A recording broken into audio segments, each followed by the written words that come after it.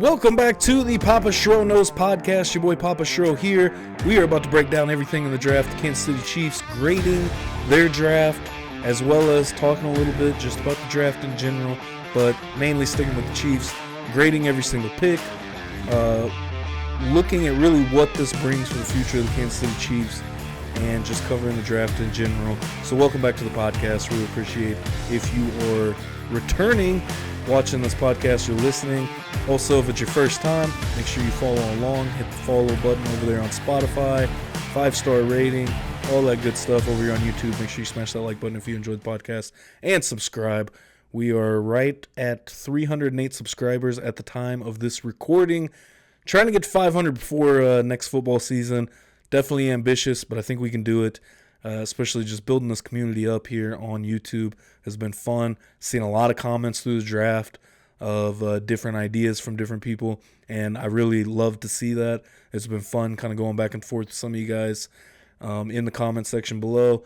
So make sure and let me know how you felt about this draft in general, whether your team is the Chiefs or not. How do you feel about the Chiefs draft? How do you feel about your team's draft? And all of that in between. Are you excited for the NFL season? Because, man, I am ready. If only they could do the draft and we hit the season right after that. I mean, unfortunately, it's only April. Got to wait till September till the games count. At least we'll get some in August that don't count. But, we'll get some football, right? I guess the UFL is going on right now. I don't pay attention to the UFL too much, so other than the crazy trick plays here and there that pop up on my feed. So shout out to the UFL for that, giving us a little bit of entertainment right now during the dark days of the football calendar.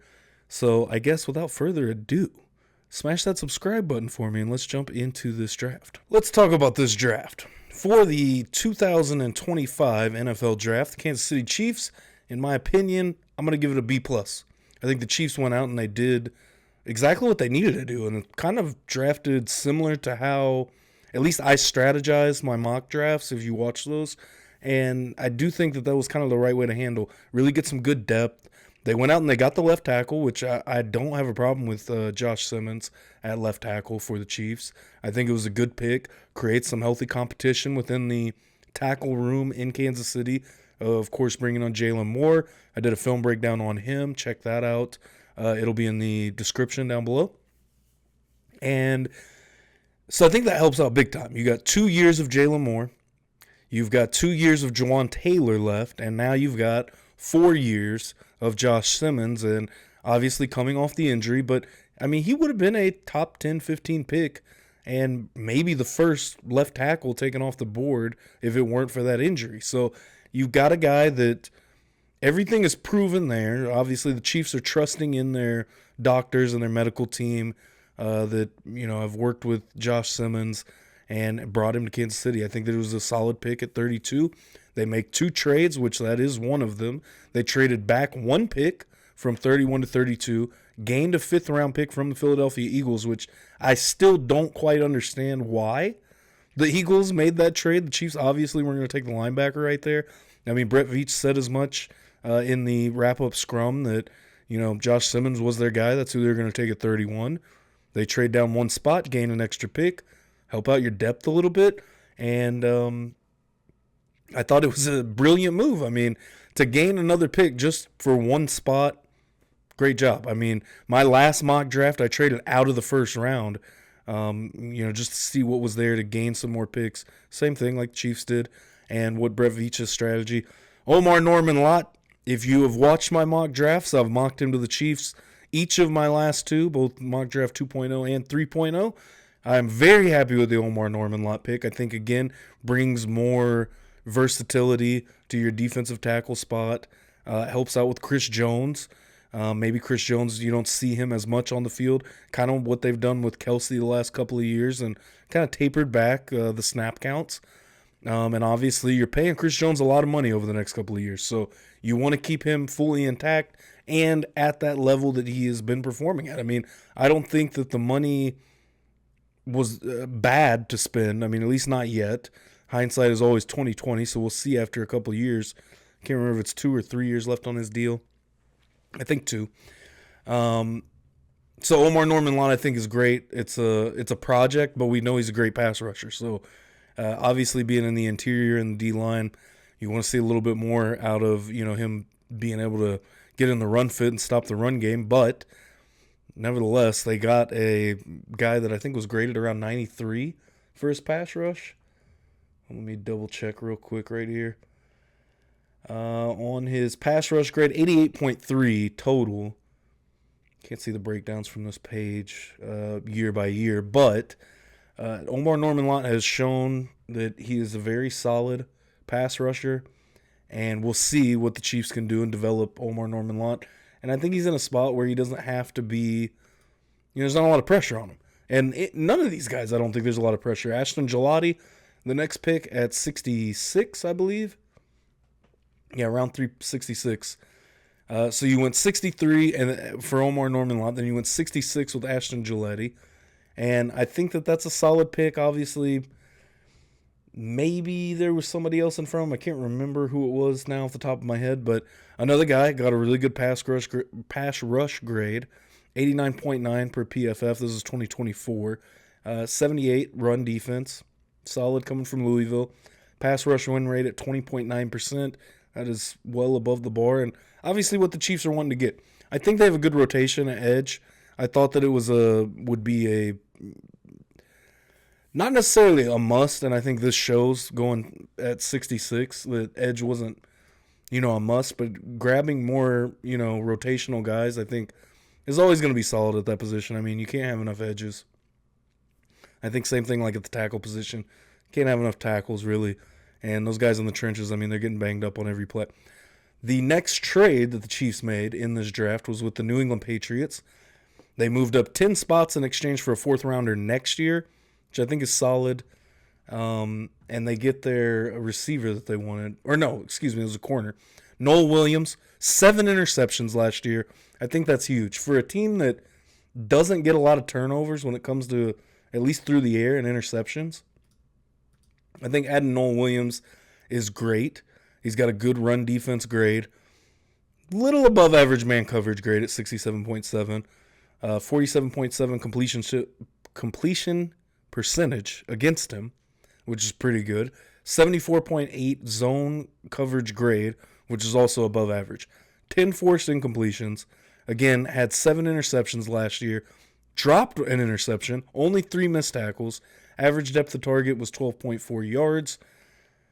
I think Noel Williams is a solid pickup. And especially, we knew that the Chiefs were going to need some secondary help. They need some flexibility there. And I think Noel Williams kind of gave them that. Obviously, you're probably not going to be able to keep everybody. I think Trent McDuffie is the must. We'll see what happens with Jalen Watson. See what happens with Josh Williams. I think that Jalen Watson is going to command more money than Josh Williams. So we'll see how that kind of works out. And obviously, you still have Trey Smith up in the air. That he's on the franchise tag. No long-term deal has been set yet or, cooked up. So we're waiting to see on that. Obviously, that would open up some cap space down the road. I think this year it kind of looks like they're just going to go into this year with Trey Smith on that franchise tag, which, we'll see how that goes. And, obviously it's a 1-year deal. So we'll be right back at this conversation, a few months prior, maybe in 8 to 10 months. That's going to be, a real conversation. Does Trey Smith stay long term? Are they looking for a guard in next year's draft to replace Trey Smith? How's that going to work?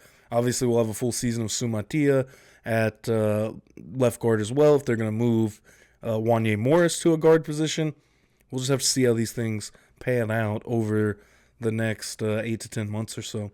Jalen Royals was the next pick at 133. And the Chiefs getting a wide receiver that I wasn't very familiar with. Had a PFF grade of 79.6 last year at Utah State. Receiving grade was 80.6. Contested catch rate 53.3%. 3 yards per route run. A drop rate of 5.2%. 80 grade against man coverage. I think it's solid. And I think the Chiefs need some more guys like that, and hopefully Jalen Royals can track the ball. I think that's like the big thing that, I've talked about plenty on this podcast. Since Tyreek Hill, it doesn't feel like there's a receiver that can go up and track the deep ball. I think we've seen that out of Xavier Worthy, especially in that Super Bowl. And, say what you will about the Super Bowl. It was the backups. It was a blowout. Yes, understand. But I think that was very good development for Xavier Worthy in that game, and to see what he can do at that level and get that comfortability. It's almost like, I think, kind of getting in a groove at that point. It's like it simulates, this is real life, but, like what Madden would simulate, right? You're getting your XP up. And I think that's exactly what Xavier Worthy did at the end of that Super Bowl. And I think, we saw it, and he's going to come in with that confidence into his second year in the league. And hopefully he's going to have a great year. We saw it until the injury, of course, with Rashee Rice, where Rashee Rice just took 2023 and put it on 2024. And I mean, immediately, right off the bat, Rashee Rice was doing a phenomenal job. And so having him back, having Xavier Worthy with a year of experience in that Super Bowl, I think is going to really help uplift this offense this year. So getting some more depth with Jalen Royals is going to help. Obviously, you lost Justin Watson, McCole Hardman. So there's some kind of key role-playing guys that the Chiefs have lost that now we're going to see kind of where they go from here. Obviously, Sky Moore, I think this is going to be his last year under contract. I don't expect too much out of Sky Moore. Other than that, I mean, with the Chiefs, really that rotation, and I talked about this in the mock draft, or the mock drafts that I did, because you do need some depth there. And where are you going to find that? You need to find at least somebody in the draft. The Chiefs found somebody that they like, 6', 205, 22-year-old out of Georgia, who went to Utah State, as I said, Jalen Royals. We'll see what he brings to the team. She only played 8 games, it looks like, this past year, or 7 games. Weeks 1, 2, 3, 4, 6, 7, and 8 last year. So, like I said, I'm not as familiar with Jalen Royals, so I'm going to do some more research and homework. Obviously looks like he was hurt at some point last year, towards the end of the year. Pick 156, Jeffrey Bassa, linebacker out of Oregon. So this is another position that I really thought the Chiefs needed some depth at. Go out and find somebody somewhere that you like, and Jeffrey Bassa was that guy. A 9.6% missed tackle rate, that's above average, which is what you, I think, come to expect with the Kansas City Chiefs at this point. And it's funny, growing up, it feels like those defenses could never tackle to save their lives. At least some of the defenses that I watched there, late 2000s, mid to late 2000s, I guess I'd say. And so now, seeing this team that is, in my mind, up there, but one of the best tackling teams in the league, 100%. I mean, if somebody gets their hands on you, you're probably going down if you're playing the Kansas City Chiefs. So it's good to see that. Coverage grade of 70.2 for Jeffrey Bassa. Run defense grade is 72.1. Pass rush grade 67.5. And I think so Jeffrey Bassa is going to be more of kind of in that Leo Chanel role and mixed in. We'll see what the Chiefs can get out of him. Out of Oregon, so he played Big Ten schools last year. So I think that's a good pick for the Chiefs at 156 right there. And the last pick that the Chiefs had is Brashard Smith. Brashard Smith out of SMU had a 90.3 grade last year, 87 rushing grade. So I was trying to see anything on his catch. He caught 41 passes on 51 targets for 337 yards a year ago. Rushed for over 1,000 yards at SMU on 232 carries. It's 1,326 yards. 5.7 yards per attempt. 14 games played. Didn't play a ton in 2023, but a 14.7 yards per carry. Not bad. Only 9 attempts, though, so small sample size. And didn't play much before last season, but obviously showed the Chiefs something that they liked, and they get him at, 228. Obviously, with Brashard Smith, I think it's solid. Again, you have a guy that's kind of got a year to transition into whatever role he's going to be in 2026. And I think right now you got a crowded running back room, but this is the first step to take to, I think the Chiefs have really addressed a lot of needs in this draft, where you have another receiver that you can start to develop for your game plan. You have another linebacker that you can kind of get in and also not a ton of pressure, develop. Brashard Smith, same thing. Gelati, same thing. Really, with a lot of these guys, it's going to be kind of just getting in and getting to develop. Almost every single pick, I think, really at the end of the day, every single pick has plenty of time to develop right here. You've got a whole year where Noel Williams is going to be behind Trent McDuffie, Jalen Watson, Christian Fulton now, Josh Williams as well, Chamari Connor in the mix. So you get some good rotational help that doesn't have to be right now, if that makes sense. Brashard Smith, also one thing that's been talked about quite a bit is his returning capability. Obviously, letting go of McCole Hardman, kind of need another returnman. Nico Remillo, I don't know what's going to happen with him, if he'll make the roster next year, or honestly where he's at right now. I haven't got any news. Obviously, once we start getting towards OTAs and things like that, the roster will really shape up for the regular season, or at least, what's going to be competed for in the preseason. So they do get a guy that can return, and obviously we saw that mess a couple of years ago with Sky Moore in his rookie season trying to get somebody. So they'd learn from that. That's good. So again, I grade a B+ for this draft for the Kansas City Chiefs. I think it was a very solid draft. They go out there, they get a bunch of guys that can develop behind some other talent that they have. Josh Simmons, there's no pressure on him to return from his injury early or anything like that. So I think it's really just the perfect draft. Nothing special though, and I think that's kind of why I stayed with a B+. It was nothing special, but you get a bunch of guys that you're going to be able to rotate in. They have time to develop, and I like this draft by Brett Veach. Let me know in the comments below what you think, what you thought about this draft, and we're going to continue, obviously, covering the Chiefs through the offseason, into OTAs, into the preseason. I don't know. Let me know down below if you're ready for Chiefs football. It may be only April right now, but boy, I am ready for September personally. Let me know in the comments below what you think. Smash that sub button for me too if you're enjoying the content on the channel.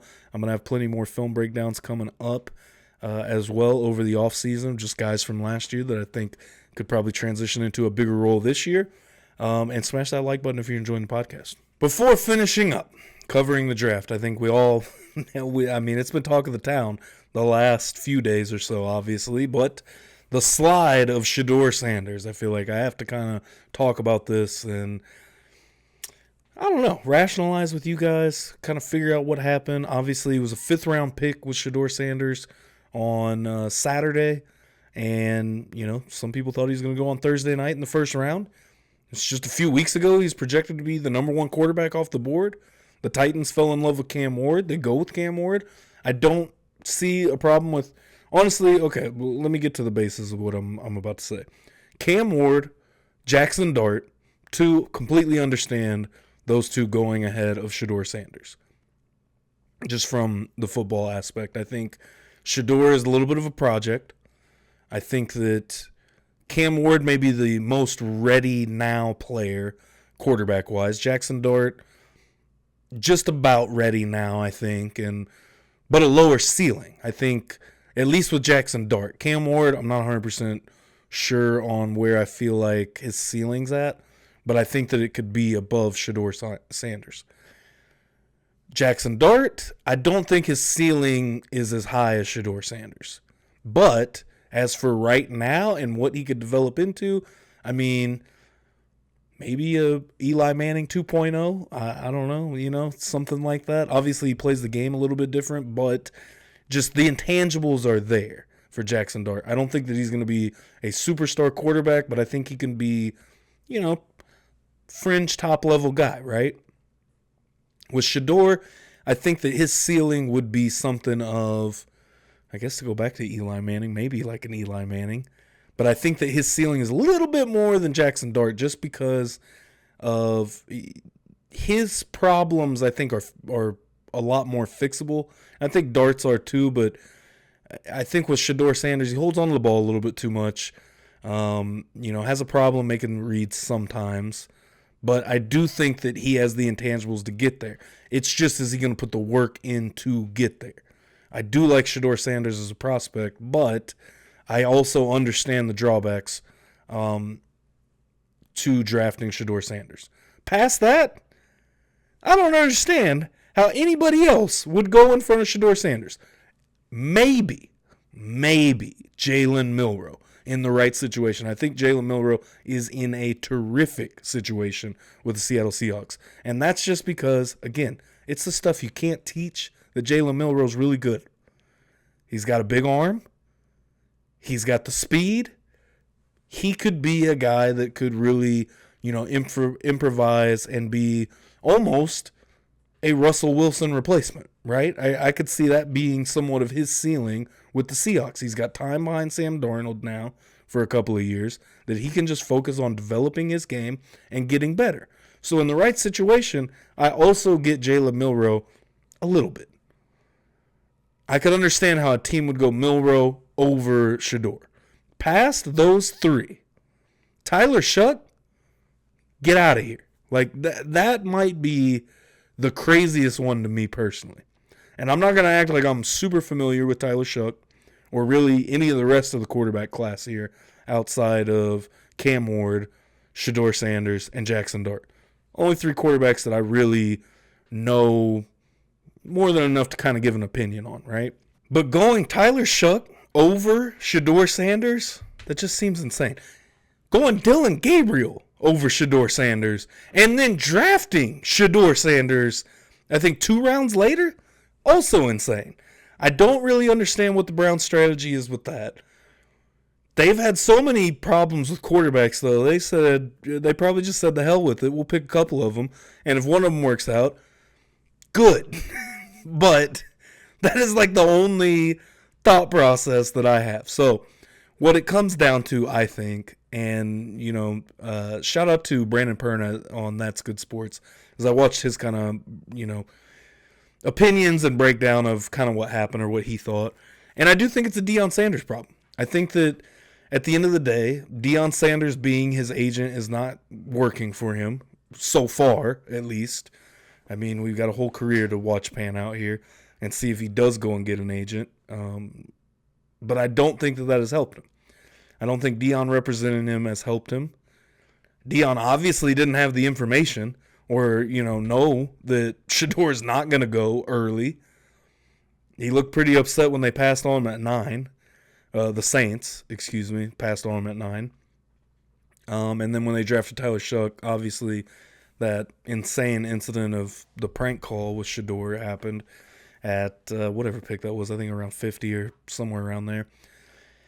But I think that it's a Deion Sanders problem. I think that you can't have. I mean, it's a father representing a son, right? And so I don't want to just say you can't have yes men around you like that, which is also true. But now it's family, so it's harder, I think, in those moments. And maybe if you just don't have that relationship or what it is, or, I think it goes more so Deion's relationship with the league, but. This is the same guy that, kind of ruffled some feathers in the league that a lot of people are still around today. Shout out to Ray. We were talking about that and saying, a lot of these owners ain't changed since Deion was in the NFL. So I think at the end of the day, it comes down to Deion. I don't think that, and maybe a message sent by the league, right, which I don't really necessarily agree with, sending a message in that kind of way. But Sheduer was a little lackadaisical at the combine. He didn't work out at the combine. And I think that hurt him. I think that the thought that he was the best quarterback in the draft, and that was that, and that's law, I think was the downfall of the Sheduer Sanders camp, is that a lot of it felt like Sheduer was picking a team. I mean, even some of his comments that he had. If you're not willing to change the culture of your team, don't draft me. Feels like the league said, bet. We won't draft you then. So there's some weird middle ground here that you got to find, I think. And we see it from time and time again of certain things that happen. I mean, the Lamar Jackson contract situation, direct fallout from Deshaun Watson, getting, $235 guaranteed. That was not going to happen again. The league was not going to let another quarterback command that much money up front, or player in general. Obviously, quarterback is the top paid position, but there's always a constant back and forth and a fight between the owners and the players. And, this is a guy that's not even a player in the league yet that is coming through the draft process now, that the league says, okay, we are going to stop the ego and all of that right at the door, and we're going to hold off, and you're not going to go until the 5th round. If this was a league-wide, just this is what we're going to do, I mean, did everybody know the Browns were going to take Sheduer? I mean, how deep is that? How, I don't know. It just gets you to thinking of, how much does everybody talk to each other? What was the process that happened here? And, there was another thing I was telling Ray when we were talking about. I was like, these are the type of moments that's just like, I hope I live long enough to see the 30 for 30 on the back end of this. Because, I mean, maybe one of the wildest drafts we've seen in a long time, just for the simple fact of this whole Sheduer Sanders situation. It reminded me a lot of Aaron Rodgers' draft day. Obviously, he still went in the 1st round. He didn't slide to the 5th, but, Aaron Rodgers was supposed to be up there in the draft, one of the top, 1 to 15 taken off the board, and ends up going pretty late. I can't remember where the Packers were picking that year, but he went pretty late in the 1st round, slid. They just kept showing him on camera. And I never watched the ESPN broadcast at all. I think the first night I watched Pat McAfee, and then past that I watched PFF broadcast on YouTube. But interesting draft. And again, I don't really support these stick it to the player kind of, moments, but you can kind of see on the other side of things why, Sheduer, I think, fell as hard as he did all the way to the 5th round. I mean, there was talks on night 1 of him not getting drafted. Or maybe it was day 2. I can't remember exactly, but it was day 2. Day 2, when he wasn't drafted in the 2nd round, and on the PFF broadcast, they started kind of talking about maybe he doesn't even get drafted. Maybe he goes undrafted, which at that point I almost felt like that might be the best thing for Sheduer. Go out and work you out a contract. Go, work with the team through the offseason, get ready and just go from there. And then you do get to pick where you go at that point. I mean, depending on the want that's out there for, you being their quarterback. But I think there's just a lot of questions that are unanswered for Sheduer Sanders. I don't think that he answered a lot of questions when it comes to, I don't know, what he's got to give to the game with these teams. There was a report that with Brian Dable, he had a really bad meeting, their second meeting, and that he came super unprepared.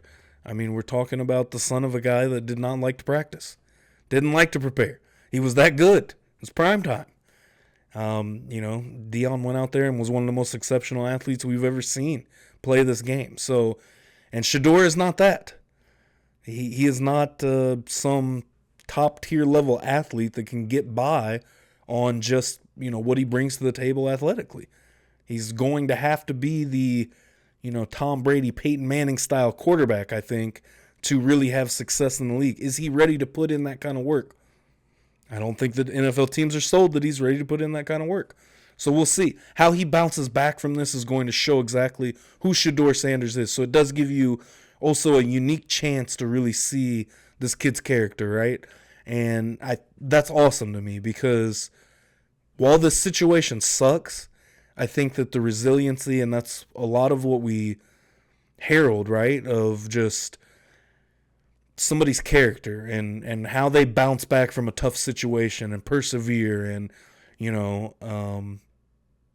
I'm excited to see the arc and the story here from here to whenever we see Sheduer Sanders for the first time on an NFL field. And we'll get to see that in the preseason. And whether he'll be the starter this year, next year, or sometime in between, we will see and see how, he's got another rookie in Dylan Gabriel to now go in there and go to work with. And hopefully there will be, some camaraderie there instead of it being a tense situation like, hey, this is my job. I'm fighting for this job. Obviously there's going to be a little bit of tension there, but at the end of the day, they're all teammates. And they'll be with Joe Flacco. I think they've got Kenny Pickett now as well in Cleveland, I do believe. And, of course, Deshaun Watson. We'll see what happens with him if he does come back or, attempts to make a comeback. But it's an interesting situation, to say the least, with Sheduer Sanders, I think, and we'll just see how it pans out from here. Let me know in the comments below what you thought about the Sheduer Sanders slide, how you feel his career trajectory will go from here, and if you think that these other quarterbacks should have been selected before Sheduer Sanders. Because personally, again, like I said, outside of Cam Ward, Jackson Dart, maybe Jalen Milroe, I don't understand any other quarterback going ahead of Sheduer Sanders, again, sliding to the 5th round. So let me know in the comments below what you think about the whole Sheduer slide. And with that being said, I'm going to get out of here, wrapping up the draft, Chiefs grading. Again, I said B+ for the Chiefs. Thought it was a pretty solid draft. I do appreciate if you watch this or listen to this all the way through. Make sure you smash that like button for me if you enjoyed the content. Over here on YouTube, 5-star rating on Apple Podcasts, Spotify. Really helps out the podcast and the YouTube channel grow. And I really do enjoy you guys commenting on the videos and hearing kind of where you guys' brains are at. And, just creating that community here on YouTube, over on Spotify, Apple Podcasts. Really just enjoy talking football. I know I keep saying I'm going to get into some other stuff, but I am going to get into some other stuff at some point. I've been halfway decent at following baseball so far this year. It's tough to be a Cardinals fan. Tough to be a Cardinals fan in Kansas City. Bobby Witt is killing it right now, though, I will say. That man is having an outstanding start to the season, but now I'm rambling here at the end of the pod. So, again, smash that subscribe button for me. I'm gonna have more film breakdowns, as I said earlier in the podcast, coming out here shortly. Just doing, again, like what I did last year and last offseason, of just kind of giving some breakdowns of some guys that, has the potential to step up into a bigger role, or, someone that we just want to see the tape from last year and see what they can do for next year. I already did one on Jalen Moore, incoming from the San Francisco 49ers. I actually had quite a bit on tape against the Chiefs and against Chris Jones, so I thought that was interesting. Again, that's in the description below if you want to check that out. Go over there and check that out. Smash the little like button on that one for me too if you want to see more film breakdowns. Till the next time, boy Papa Shiro is out of here. And the Chiefs, solid draft. Let me know what you think in the comments.